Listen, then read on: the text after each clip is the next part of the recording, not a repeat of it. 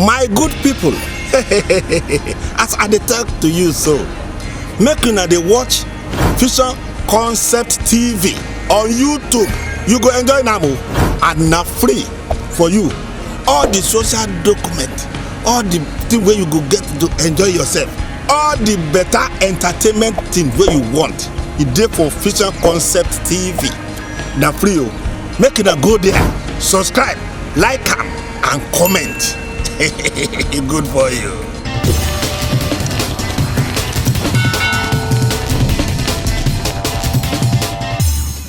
My leader, no. When you play anything, Olúwa follow me. Orin aje wa okay o. Ọmọ ọjọ́ wa náà ló kọ. Wọ́n like àwọn tó kọ ọmọ ọjọ́ wa ni. Kò sí time ìbá ní kò tún play.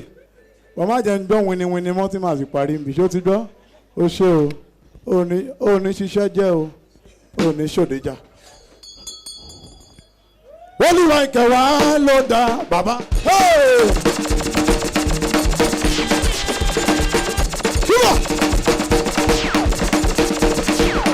Olúwa ìkẹwàá ló dá. Olúwa ìkẹwàá ló dá bàbá. Ẹ̀mí ọlọ́lá wà ló dá. Olúwa ìkẹwàá ló dá bàbá. Ẹ̀mí ọlọ́lá wà ló dá bàbá wá. Olúwa ìkẹwàá ló dá bàbá.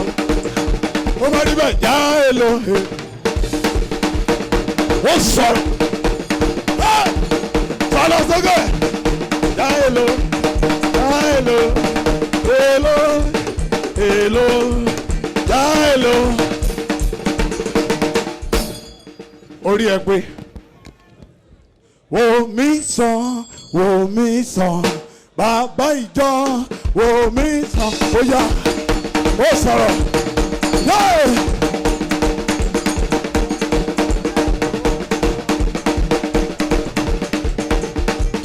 Omi sàn, ó yá, omi sàn, omi sàn, bàbá ìjọ, omi sàn. What's the time? No time to check time. Gbọ́mi dáadáa ò ní ṣì ìjọ lọ o. Ìjọ wòlíì ti wá kẹ́ ẹ mọ́ Dr. Smiley báyìí. Gbogbo fla fli o. Jẹ́ owó ọlẹ̀ báyìí. Délé dà.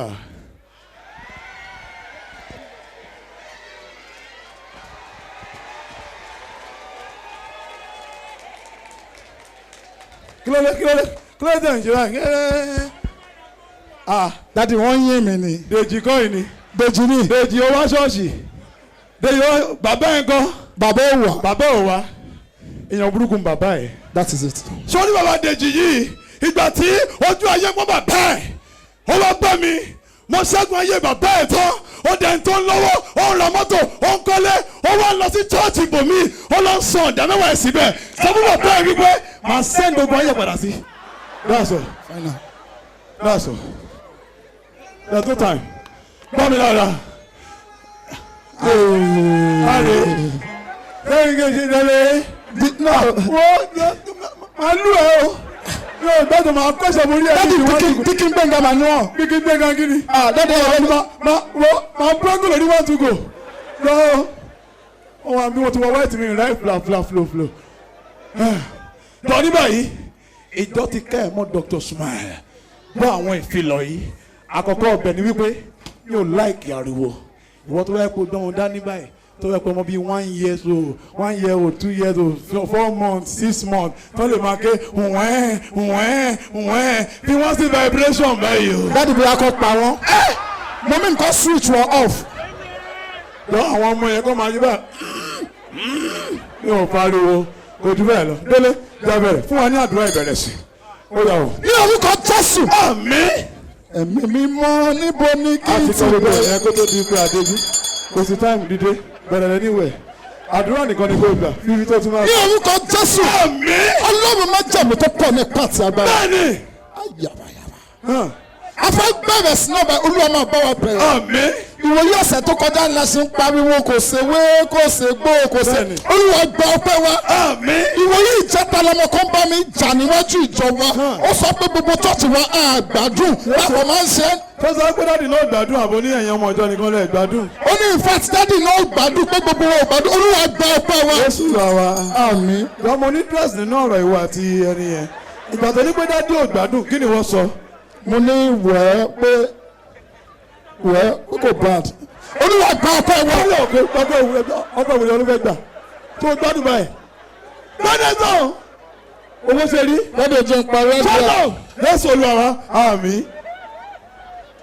kí ló ń gbà ìyàwó sọ wọn kí dádì ò gbádùn ó jẹ dúró síbẹ̀ tí wọ́n kó lù mọ́lẹ̀. lọ́dọ̀ ìrìn ọlọ́mọ lọ́rùn kì í jà. wàá sì jà láwọn òbí kan náà bí Dr. Smile léèrè ó wàá jà láwọn òbí kan náà kí ló ń ṣe. enter apá ní 2 weeks ago Dr. Smile. Pẹ́ anybody o má fi o ṣe o. By the grace of God. Oh yes. The scope of IPM is getting wider. What is it? That we are going global. O ṣe wọn dúpẹ́ o. O ṣe gan o ṣe gan. You're sweating, sir. By the grace of God. Oh yes, sir. The scope of IPM is getting wider. O ṣe wọn dúpẹ́ o. O ṣe gan. Daddy, Thank you so much. Yes, sir. The scope of IPM is getting wider. Oh yes. Nítorí dẹ́ ń sọ̀rọ̀ náà. Daddy ẹ̀ ńlá gan ni. O ṣe gan o. O ṣe o. The scope of kílódé. Dẹ́ ń sọ̀rọ̀ náà. Daddy ẹ̀ ńlá gan ni. Wọ́n ti pọ̀ jù náà lórí ẹgbẹ́ báyìí. Wọ́n á lọ rá mi gbẹ. Daddy sọ yàgbẹ́ sáyà ni tẹ́ ẹ̀ ṣe báyìí.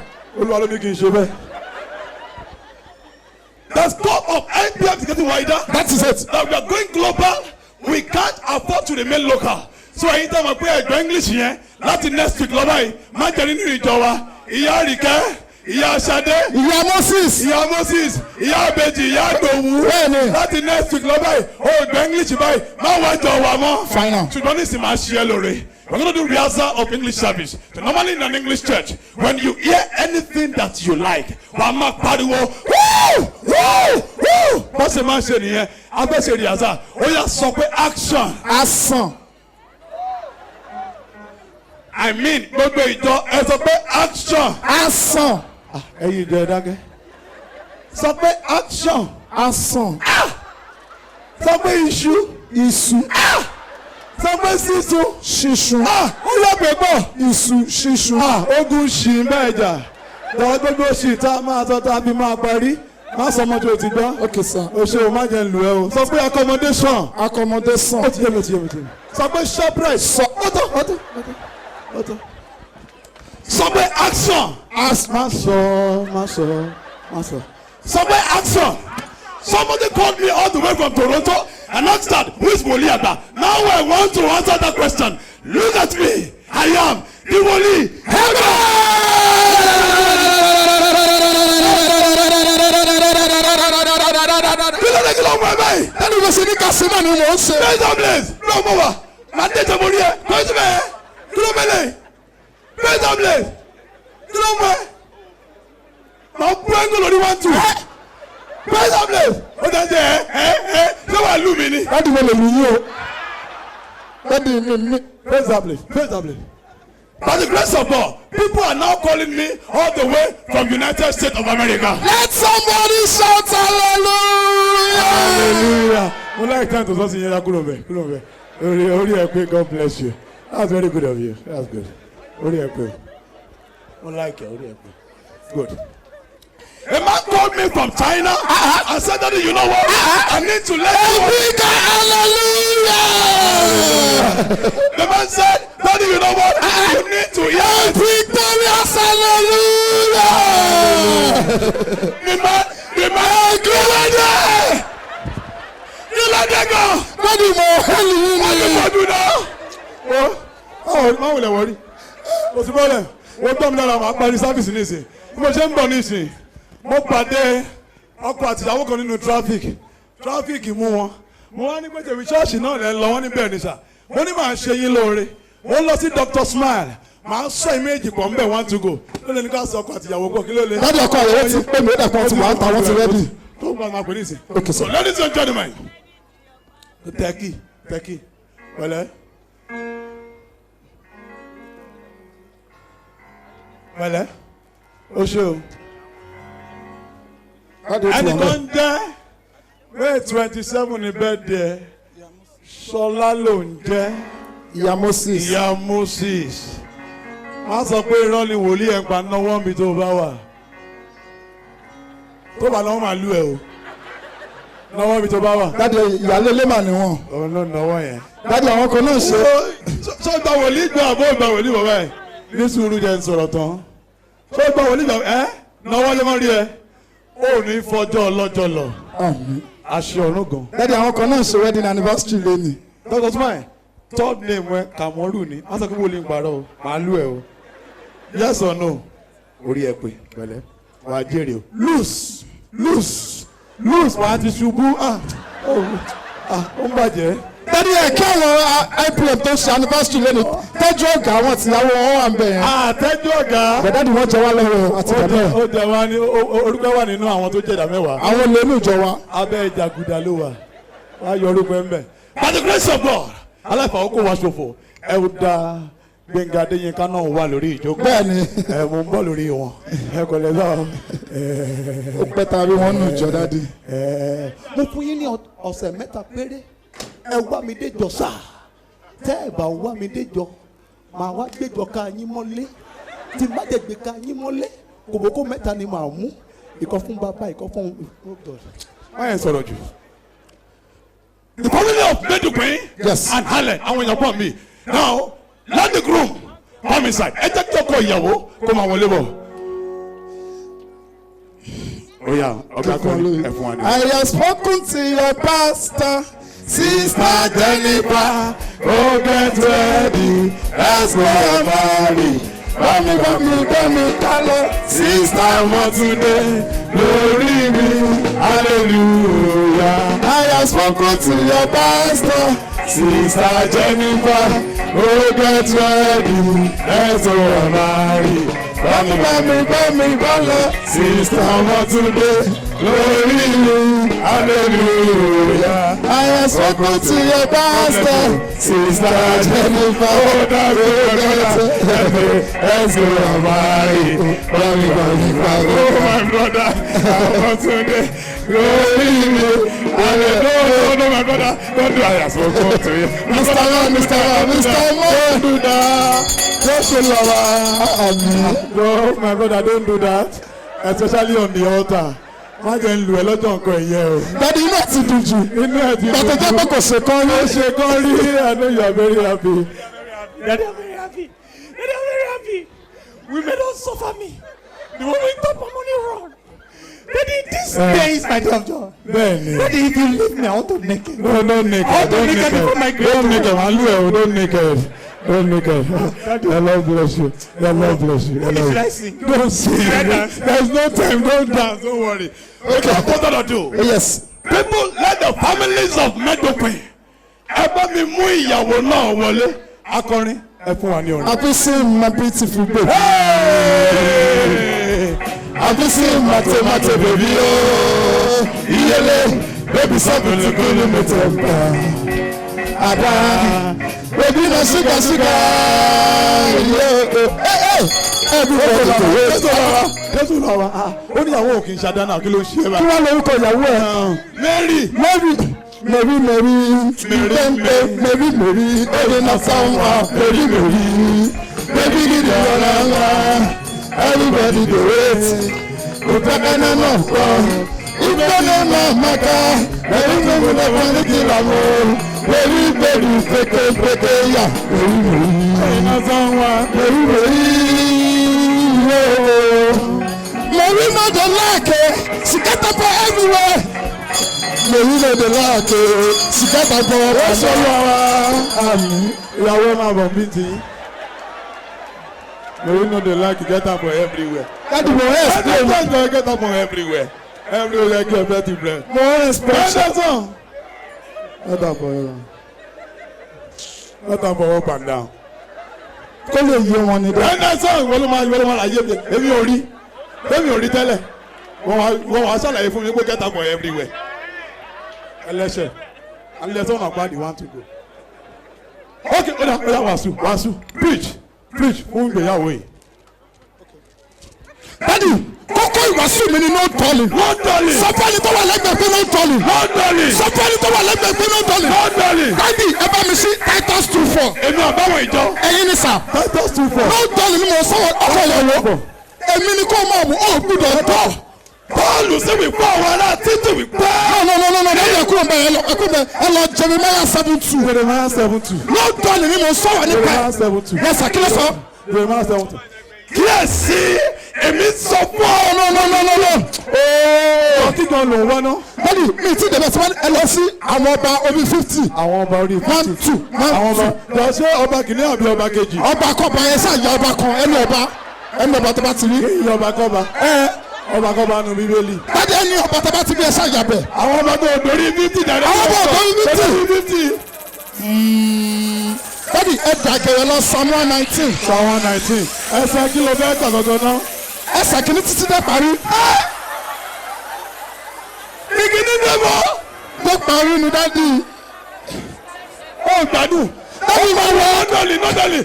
What is no dolly? Dádì no dolly is not to dull. Kọ̀sà àwọn ọmọ Ísírẹ́lì lọ́jọ́ kìíní àná wọ́n ò dọ̀ lọ́sọ̀ wọn náà kó pupa. Mo kú, mo dáràn, èèmọ̀ wọ̀lú, ẹni rẹ lọ, ọ̀rẹ́ mi ti háì, oh my God. Ọba owó kan ló ń wá, ó ní ọwọ́ sọ́bẹ̀ ti káyà ni, àbọ̀bà àbíjẹ́dẹ́ máa bí ọba Dáfídì, àwọn tí wọ́n bá ọ̀ní ni mò ń wá. nínú Bíbélì. So, wọ́n làgò ṣá, ní ìrìjù báyìí lọ. Mo fẹ́ parí ẹ̀bùn àwọn èèyàn pọ̀ lẹ́yìn o. Ó ṣé o, àtún máa pàdé. Thank you so very much. The Lord bless you. Father, wait, Father.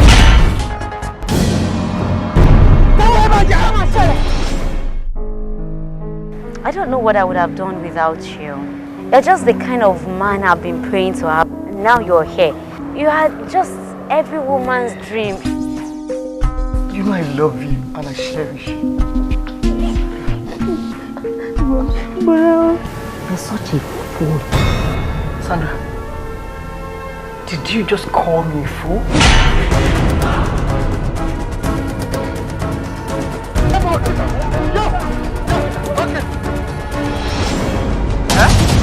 Who is this one? That is Sandra, my friend's girlfriend. This is another now. He's not breathing again. Oh yeah. He's not breathing again.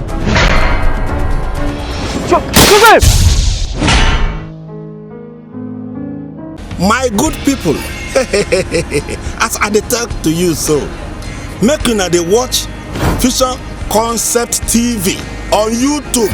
You go enjoy am o, and na free for you.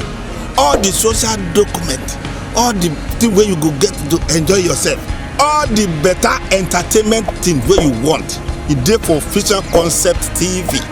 Na free o. Make una go there, subscribe, like am, and comment. Good for you.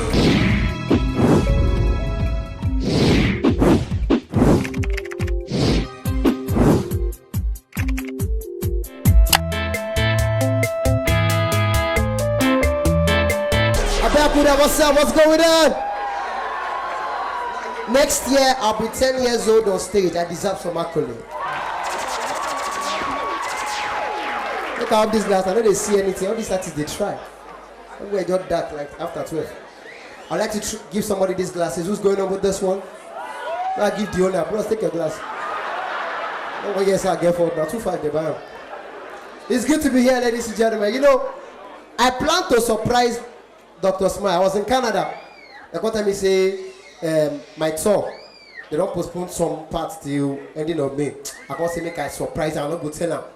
When I calculate how much be hotel and flight, I realize if I surprise them, I will surprise myself. I don't know when I call and say, bros, how they come. Help me do my hotel and my flight. He said, you know, I told you I'm not no worry. Is it your surprise? See, and I'm honest. Dr. Smile don't recommend me for plenty events. Very plenty events, nice events. I remember starting up. Now, if you see the way people they call me for events, I remember when Buhari called me, it was the last 2 weeks. No, jokes apart. Buhari just called me, was like, Isaiah, oh gosh. I see this kind of black. I said, yes. I said, oh, good. Alright, they said that you are doing a good job. You are not part of the lazy youth. You are already lazy. I want to say that anybody that tried to stop you, I just quit allergy. Alright, they say, how much do you charge for wedding? I had to lie. I think for wedding I do for 40 million. He said the money is not the problem. Have you paid your tax? I said don't worry, I'll do it for free. He said very good, very good, very good. This Dr. Smile recommended him for another event. If you see the way poor man will take call you for event, you go shock. You go, yeah, hello? Kenny Blake. I say it's Kenny Black. He said the same thing. How much do you charge for wedding? Wedding. I said weddings I do for 3M, 4M. He said, are you coming with the bride? How much is the hall? Don't worry, don't cook and come. Only you. MC. I said 2.5. He said, don't worry, you are paid for the hall. Only one person. That's small thing that you are. Come. I said, sir, don't use 1.5. He said, how old are you? I said, I don't know. You are very stupid. How much is the wedding gown? How much is the cheap breastmilk? Even the husband is not worth 2.5. You are mad. Come to my house on Onitsha. I said, sir, will you book my flight? He said, no, ABC Transport. Before you know it, you are here. When I go reach your house, the man see me, he say, hey, this mountain, 1.5. Shege, come to the backyard. When I go reach the backyard, I see 2 goats. He said, this goat is 100,000. If we kill this goat, we'll chop. If I kill you, will I kill you and chop? I don't know what, I'll serve small chops. But it's good. I've been to events whereby I don't see Dr. Smile, MC. When eventually they go pay you. That's one rich man coming from Dr. Smile. He said, is this Kenny Black? I said, yes. He said, don't shout at me. How much do you charge for weddings? Because of their voice, I have to increase the price. I said, I do for like 7 million. He said, that's quite on the high side. Can you do for 5 million? I said, even 2.5, I'll be there 2 days before the show. He said, okay, send me your account number. Don't cost the call, just call it. I said, how? I call my account number, he send me the money. Hey! Then I reach the event. Now Yinka Ayefele sing for the wedding. That wedding, when Yinka Ayefele they sing for wedding, MC they useless. Because in religion they change as soon as they see money. Ayefele just start. Ayefele take back when Yinka bossa bon. Àwárẹ̀ o kẹbẹ̀rẹ̀ kẹwàá gbàjọ ekulé ilé o ẹ máa kú ìkàlẹ̀ aláǹgbá ilé o ẹ máa kú ìkàlẹ̀ làpálàpá ilé o ẹ máa kú ìkàlẹ̀ ogungun ilé o ẹ máa kú ìkàlẹ̀ àwárẹ̀ o. They're coming to spray money now is Pastor Joseph. Jehovah, you are the most high. Ayefele, you are the most high. God coming to spray money. Alhaji Aliko Dangote. Owó máa fa sálá tún ránṣẹ́. Owó máa fa sálá. Everything just go. But Nigeria is getting better. We're talking about snake carrying things. And I get that thing about snake, they carry things. I mean, it's heartbreaking. I was in America when I heard that. It was heartbreaking. And nobody is talking about it in the music industry. Everybody get the shaku shaku, the lebebe. No. I think I mean somebody like Fela. We all know that if Fela was alive, Fela we address that issue. Abi? Another person that can address that issue is Asha. It don't make sense, Abi. Wanna clap. Alright, let's make I quickly do this one. Now, shaku shaku is everywhere. And everybody doing shaku shaku. That guy is Slim Case. I believe that guy get jazz. You know what I thought that guy get jazz? He get jazz of God. Because the grace where that guy carry, everybody want feature for song. Everybody. I don't fear. May DJ Khaled no go come Nigeria come feature Slim Case for White Thought the remix with Rihanna. First of all, bring DJ Khaled come Nigeria first. Carry and go machine, make it the control, make it the do conductor. It go sweet. Don't be, what's up? What else? No, you don't go sweet. You go here. Oh, shit. Wale shot. This boss is going straight to a shot. Feel. We're not stopping in the better. We're not stopping in the demo. Straight to a shot. Feel. You can't enter motor. As you can't enter motor, you're going to collect money. You can't say money. You can't say staff. You can't laugh. You're small. You're loyal. I appreciate it. I'm going to go back. Tabati be died. Tabati be died. Let me go back. When I come back, you know we're the best. You can't carry boss. You can't knock on the guy head. Bola. What's my name? DJ Khaled. When they shook up, what's my name? DJ Khaled. The following week, I see DJ Khaled. They shot with the bed. The guy go say no, another one. Now, the Sakusaku on the trend. Everybody gonna be Sakusaku everywhere. Now, Slim Case. DJ Khaled come call out. They gonna say, yo, Slim Case. Say, so Sunday. No. Your name. Sakusaku. No, cool down, bro. Cool down. We want to involve you. Have you heard the song? Wow. He said, yeah. Osare. He said, no, it's by Rihanna. It's not by Osare. we want to feature you on the remix.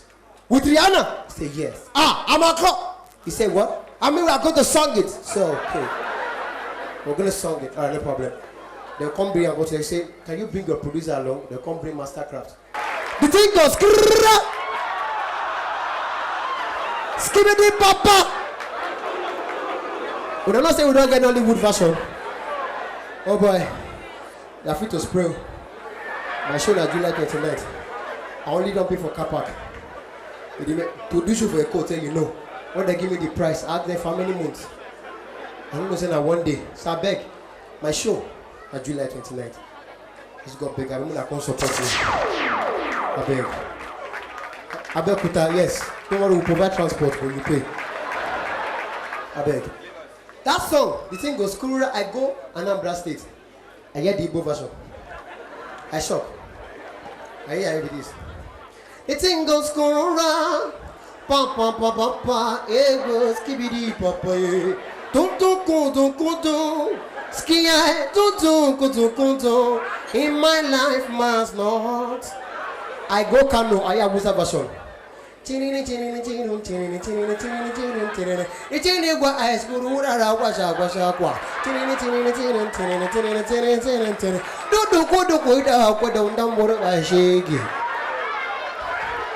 when I watch Nollywood film, I just see Mr. Latin, Lyric by Mo, Odunlade Adekola present Man's No Hot. I feel shocked. Who wants to sing the soundtrack? I don't know to stop all a bit backstage. Now what I just hear with this as the film just starts. Play. My good people, as I talk to you so, make una dey watch Fusion Concept TV on YouTube. You go enjoy now and na free for you. All the social document, all the thing where you go get to enjoy yourself, all the better entertainment thing where you want, e dey for Fusion Concept TV. Na free o. Make una go there, subscribe, like am and comment. Good for you.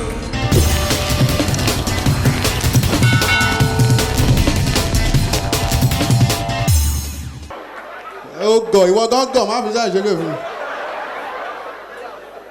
I came here pẹ̀lú àṣẹ ọ̀rọ̀. Fábíyèsí. Ìwọ tó o bá ń gbé níra yìí gbọ́. Ògo tó bá yẹ wá 2 gig ni. Ó dẹ̀ full bẹ́ẹ̀. Ìwọ tó ń gbé ní òkè léwó. Ìbàrà ayé full 2 gig.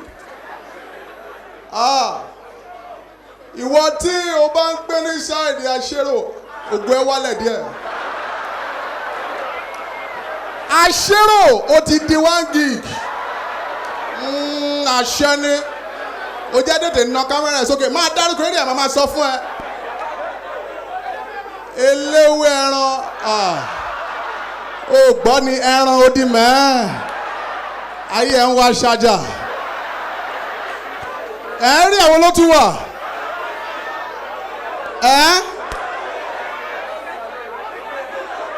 Oní kòkó àbíkílógún.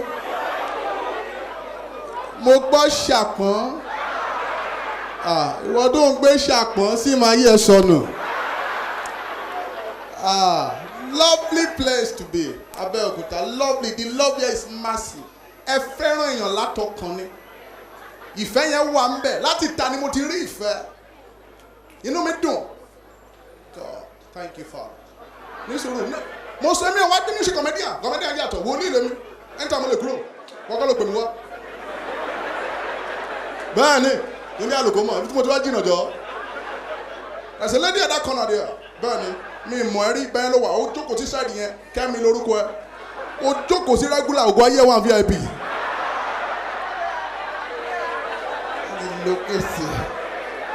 The love here is massive, but why? The fact that like you are doesn't now mean that you use negative word. No matter how good you are, no matter. If a player is too good, Nigeria man do negative. Ronaldo sí lọ, ó dáa kú. Tí kú yẹn ò bá sí bẹ́ẹ̀ tí sọ sí. Just come here, one guy so ma role comedian. Bàbá ọkọ̀ wòlíì yẹn ni ẹ̀. Wàá yá wèrè. Olóòwò ìjà ayáwèrè ọdún ògùn náà ni ó yàwèrè gan. Àti kò fáìlì ó ti jẹ. Ọ̀gá mi lánàá. I was with my mom in Ibadan. One guy just saw me. Arole. My mama say, Arole, Allah, go in there, Allah. You know, my mama dey say, Arole, Allah. Ìyá. Lẹ́gbẹ̀ẹ́ ìyá mi. Ó ní gbádùn. My mama call am. Àbúrò Jọ̀wá. I know say mothers. Èmi ni ìyá ẹ̀. I say, láyé má sọ̀rọ̀ ẹ̀ má láyé. Náà o ní ìyá ẹ̀ tún ní kò ní gbádùn ọmọ tí mo bí. Ọmọ tí mo fi ní láyé má ní kò ní gbádùn ọmọ jọ. And that guy Leonard look at me, I say, Mommy, I do one show for Lagos, so that's why they hail us. So when I crack fed just for Ambody bar, you know, to enter. Second to wait, laugh well. Now he look me, say, Governor, look me, say, Role, got 200K, you only bad. My mama realized, I said, now that 200K I give you yesterday, now my mama look me. Only bad. Amy, yeah, go only bad. You want to go only bad? See, you I don't decide the way I go take do my performance, not to be the every commander will just come, they go take here. No, it's gonna be different. Me, I go enter stage, I go enter crowd, all of us go play. Cause God be like say people wait there, VIP. Hold on, thank you. Talu kadu afa do kilo se. O na wasi woli e kilo. So be everyone ṣiṣẹ́ lórí òkè. Tó bá ọdún. Suba. Bo si go ọdún tó ń jẹ́ tẹ́lẹ̀ ni mo ní kò fi ládé sórí ẹ̀ kò lè fi wọlé ẹ̀ ṣàwádà ọdún bó ṣe ga láyé ẹ̀ ṣe ga tó ó ti jètè àwọn obìnrin tiẹ̀ báyìí níbi acting ló ń tẹ wọ́n bẹ́ẹ̀ àwọn tó yẹ ọdún even fíìmù tó yẹ kó jà wá tó kọ́kọ́ jètè ó lè.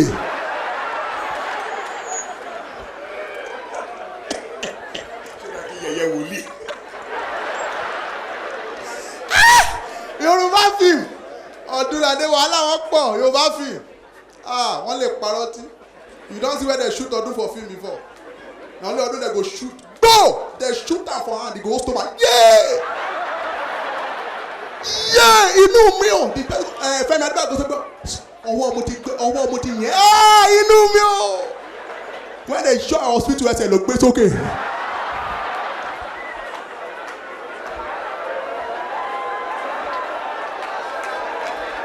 Oh deep. Mo ti sọ ẹ máa wọnú crowd ni follow my people play. No be people for table. How are you there? You're so beautiful. Ṣé wọ́n nìkan ló wá? Sórí table ìwọ nìkan. Okay, àwọn ẹgbẹ́ invisible ni wọ́n. Now my people are gonna play for back there. We go far.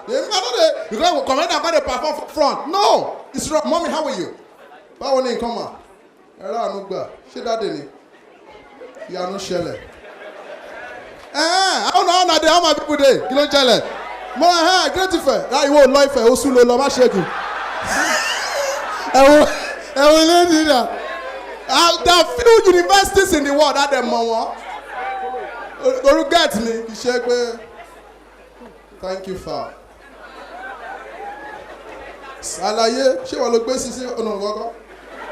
Mọ́ mi ni. Ìwọ ló gbé gẹ̀ wá. Ó dẹ aṣọ ẹ̀tì lórí regular. Ó fún láṣọ ọ̀ránsìtì. Àǹtí wáì náà látàárọ̀. À ń ṣe joke almost 4 comedians ló wá perform. Torí ẹ̀ kúrò lórí stage. 4 comedians first one wá òrẹ́rìn second one wá òrẹ́rìn third one wá ṣé o lo CC bitters ni.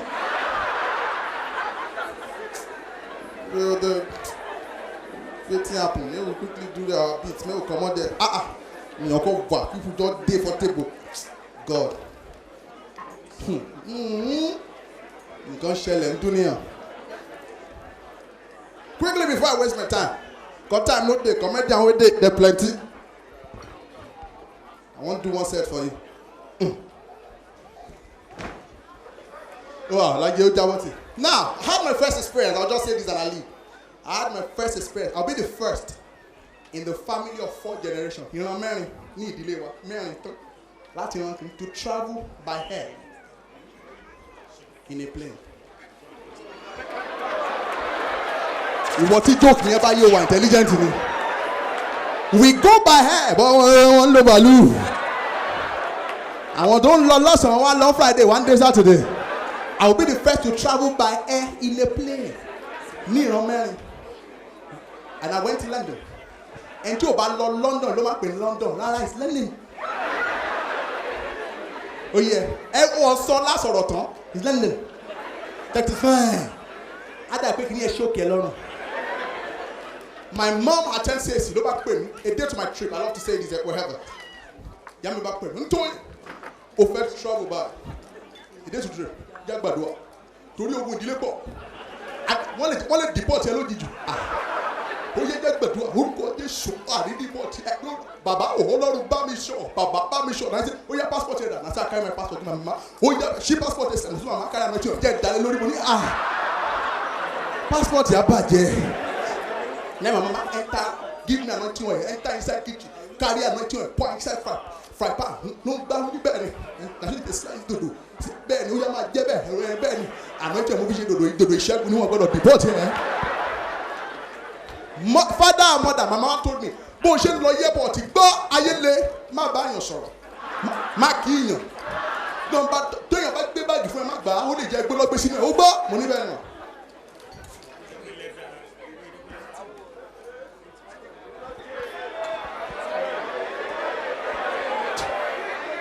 Ó tán ta ló ní gígì ẹjọ́ síìmù tiẹ̀ sọnù. I reach Muritala Mama Airport. One guy just greet me, oh, I really the comedian, oh, you doing well. As I want to respond, I don't hear my mama waiting tell me echo. Makina. Person say Joban go back, ma buy yourself. When I now enter inside the plane, now my own come finish. As I enter inside plane, now I sit down. Are they hungry? All those hair hosties, God go punish them all. Fine, Emirates. Now one can just come. I know say Yoruba people, we are so dumb at something. You don't know something. Someone is talking. Instead of you to behave as if you don't know half the person. Like a Yoruba man will never show his ignorance. Like I got friendly Benny. You just look at me, I'm like, give it a hit. Or about to go and hit money. The food we have. When you go in, we have a Vanish, Samdo, Zimbabwe. Mi ò jẹ́ Zimbabwe rí láyé. Lọ gbé kínní ẹ̀dẹ́ ló dàbí grass shopper mọ́ tèmi mo ṣáà ní mo dé sí nínú mi bẹ̀rẹ̀ díje dùgbìdìgbì. After 3 minutes, today again on this enjoy yourself. We have a Dombolo, Sambala, Tobaya. Àṣàyè mi fẹ́ yà ni. Nígbà tó gbé Tobaya dé at that time, you know that between you are pressed, I want to go to the toilet. It's not the same. When you are pressed, don't you sorry, where's the restroom? Wallo, that's you are pressed. When you want to go to the toilet, at that time, who will know what you? Who will know you? I want you to come over, but it go be like. Tell me about the one, alright? I feel like this. Wala base you, I'm a lagoon. The guy just come third time. Cindia, Mindia, you know, toilet. We now got to Heathrow Airport. That was the final. The first stopover. Bam, it's that battle. I just got there. My mom already called me to him. I didn't rejoice in him. You know, Pastor, think the material crate of coke. Well, I got travel, need delay. Well, I got travel in church. Well, I got travel, that to go. I just got there. I just saw one man. Before we get to the white guy that will ask you question, I just saw one old man. 65 years old. And I just what do me like? We never enter London. Kilo shell. Should I me better travel there? Oh, mommy, don't kill law. I said that man just try. Should you go to our way? Oh, man. I got bien phone question in English. Don't lay down. Learn deport money. That will give me 2 hours. Now I reached that guy front. The meeting with Google. I said, I just sorry because I want to show you go back there. The immigration, are you going coming out? The internet mixture. Are you going? Here's what I did. You don't know because we need to know where the island to never sky. When you have second question. bó ṣe wò lẹ́ẹ̀kejì tó bẹ̀rẹ̀ English ẹ̀ sọ́mọ́nà because I need to know this time tó bá ti ní àbá gbalẹ̀ ní deport I need to know the immigration work permit èmi náà kọ́ dàlọ́ mo ní gbá èmi kò gbọ́ ọdún sọ yìí olùkọ́ yìí náà lórí ẹ̀bùrù ní olùkọ́ sáì ní ọ̀bà ayé ẹ̀ máa bàjẹ́ mú dẹ́dọ̀dọ̀ ṣẹ́gun lẹ́wọ́ ó yíkọ́ stamp ẹ̀ gbà mo ní tó tọ́ọ̀tì ẹ̀ bá ẹ̀. We now got in. My mom told me, Arole, I want you to be back in less than 3 days. The show was 1 week. When I got to London, one guy just saw one of my fans, amazing guy. He said, Arole, you're so funny. Now give me £1,000. When I send that money home, instantly, now my mom come, hello, Arole. Ó ṣe dé London ní ọjọ́ kan péré. Wọ́n dẹ̀ fẹ́ £1,000. Ṣé ọjọ́ mélòó mo ní kò lò? Ọjọ́ mẹ́ta mo pa á láṣẹ lórúkọ Jésù. Ò ní dé mọ́.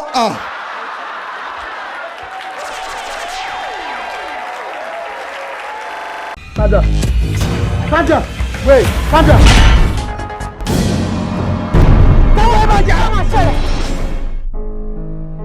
I don't know what I would have done without you. You're just the kind of man I've been praying to have. Now you're here. You are just every woman's dream.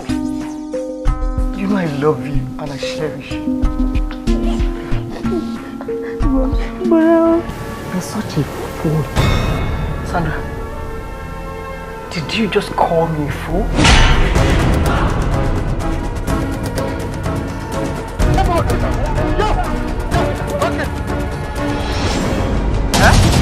Who be this one? That is Sandra, my friend's girlfriend. This one not die now. He's not breathing again. Oh yeah. He's not breathing again. Shoot him! My good people, as I dey talk to you so, make una dey watch Fusion Concept TV on YouTube. You go enjoy am and na free for you. All the social document, all the thing wey you go get to enjoy yourself, all the better entertainment thing wey you want, e dey for Fusion Concept TV. Na free o. Make una go there, subscribe, like am and comment. Good for you.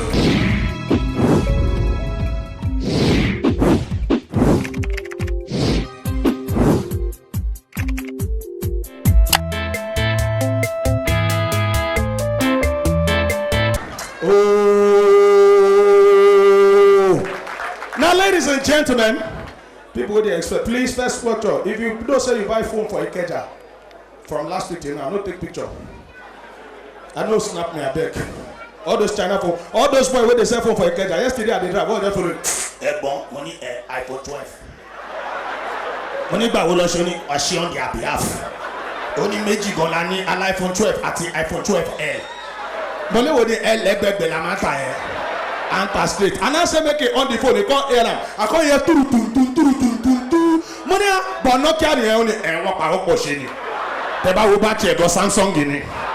That say me hold that phone. This talk cast for Lagos. All those other boys for Lagos wey dey see for Jibowu. One thing happen for Jibowu. One guy just see one bus. You don't know when they inside the bus. You know those conductors. They don dey shout. Ogami blockage. He can't left. Momo driver no know when they inside say na. With him down he block am. As he come down to wait he give conductor. You know see all those area boys for Lagos. Yeah, but you just waka near say na. Iya ile bolo lo. Sumo. When he go open the motor, this year na Tintel la and be a big brigadier general with uniform na him dey inside. As you open it, ẹ̀gbọ́n, ẹ̀yin ni, ẹ káàárọ̀. He wan close the door, that one say if you close that door. He wan open the door, that one say if you open that door. Na him come dey happen, ẹ̀gbọ́n kí lẹ fẹ́ kó ṣẹlẹ̀. That one say that disappear. Because say I no fit disappear. They say go and move the motor wey you take club off. You don't say don't keep conductor key. When you go look back, call conductor. Conductor, jam you! My brother, if na you be jam you go wait. As you see there, you know your boss, they advise, they announce. Ẹ bá dúró, kí ló ṣẹlẹ̀ sójà ni ẹ tó bá mú ọmọ náà tí ẹ bá jẹ́ ni. The soldier come talk say, well, license, I don't carry key, go and move the motor, no way. So which we go do now? Cobra Ibrahim! We don't say Cobra Ibrahim, na stammerer. He say, Ojanza. He say, you'll be the one to flog him, and you flog him just 20 stroke of cane. That say, Ojanza. That come here, come here. Frustrate. He come correct and say, it is not frustrate, it is prostrate. That one la wayo. I hear English go. By the time I finish with you, we know maybe it is prostrate or frustrate. He can't tell the passenger, me and the passenger will come together. Now that they are no sister mother. Now they way they flog, now they talk. He say, who, one. He continues to say, who, two. By the time we reach you know, say somebody whether the verse that they hang. You go who, you can't hang. People where they count 704, 705. Out of the hand, I say, shut up. You are counting too fast. I will flog in myself, count to myself, and start all over again.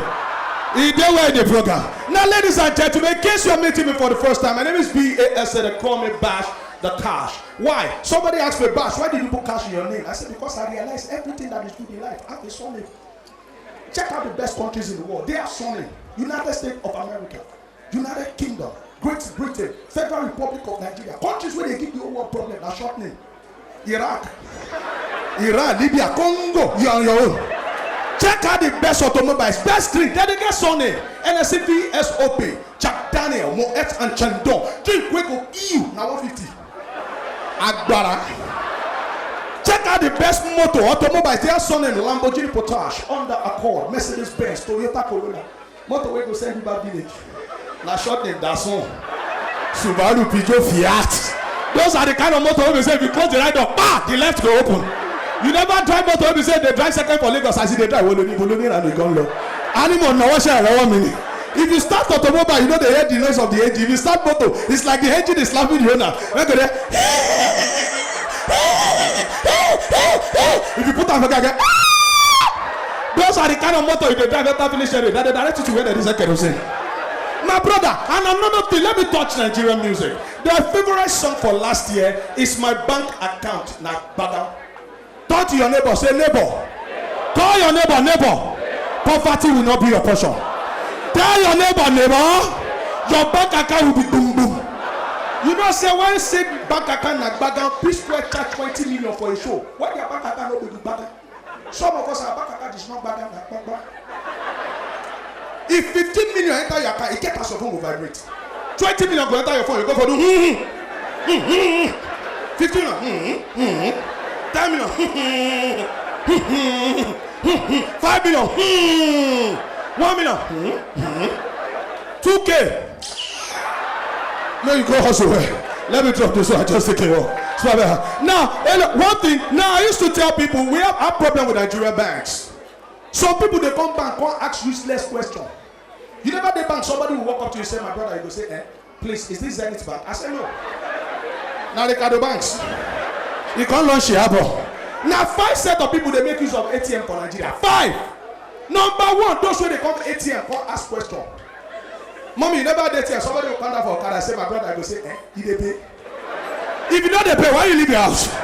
Number 2, those that always come to the queue to scatter the queue. The queue have been there. With English, they'll come down from where? Sorry, are you the last person on the queue? Yeah, yes, I am behind you. Before you know, 6 people don't be behind that, they behind, they go. Before they come back, you don't use ATM, you don't go. They will now use English big one to scatter the queue. Sorry. There was a man here, tall, broad chested with a yellow shirt. I was behind him. Obama Tokyo Nishori or Guru, wanna go behind you. Number 3. Now typical Igbo people, you don't say rich people. Igbo Kwenu. This is the last thing before I continue the ATM. Mommy, I noticed the difference between Igbo and Yoruba. You know how you go take no bros?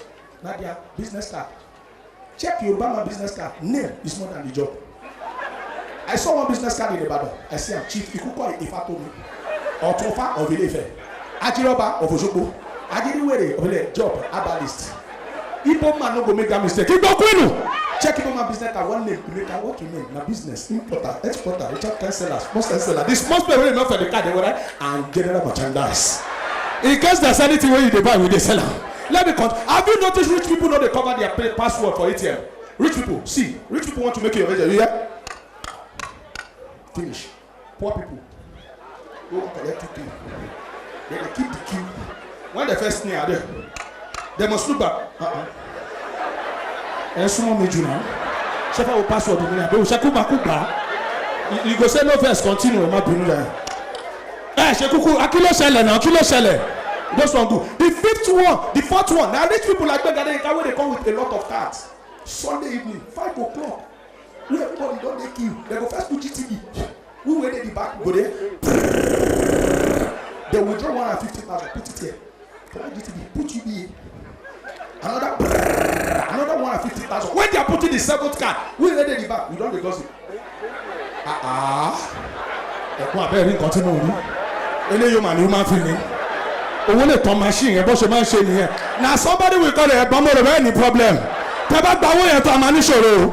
Ọ̀kadà tí mo gbé wá 1,000 tí ma sọ mọ́ ní lọ́wọ́. Owó ni tẹ̀ yọwọ́ ẹ jẹ́ kí n yọ kẹ́tẹ́ yọ. Those ones good. The last one na typical Nigeria wey ATM don seize a card but e no go inform you. You go there like this. You go call am my brother I go say he dey pay you do like this. Are you sure? Yeah. Can I use it? As you enter, you put your own card fear. ATM says I'm high. You say, well, so na animal pariwo ti o ni baje o. I've been here for more than 45 minutes. As people they come, we go to tell them say he dey pay. When the third person come, my brother he dey pay. Na both of them go answer, yes sir, he dey pay. Nigeria are the only set of people wey be say never take light. We always run outside go check maybe other people get. Tó bá ti ṣílẹ̀ kò torí pé wọ́n ní àní ó ti ẹ̀dá ẹ̀mí ní kọ́kọ́ nínú asúnú ìwé nílé máa pa gbogbo alálẹ̀ ní wá fẹ́. My name is Bad.